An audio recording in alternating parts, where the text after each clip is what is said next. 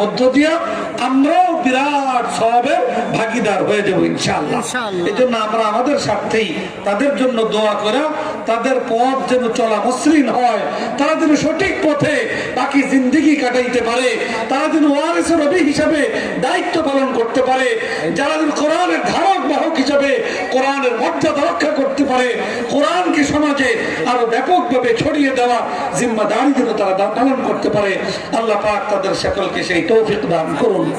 আমি আমার আলোচনা আর দীর্ঘায়ু না করে আপনাদের সকলের কাছে দোয়া চেয়ে এবং এই জামিয়া আরাবিয়া নূরে মদিনা উত্তর উন্নতি এবং তারাক্কি কামনা করে এই প্রতিষ্ঠানের যে মূল কান্ডারি মাওলানা ফারুক আহমদ, তার সেজন্য আরো উদ্যমে আরো ভালোভাবে এই প্রতিষ্ঠানকে আরো এগিয়ে নিতে পারে, আমরা সকলে মিলে তার জন্য দোয়াও করব, সাহসও যোগাবো, সহযোগিতাও করবো ইনশাআল্লাহ।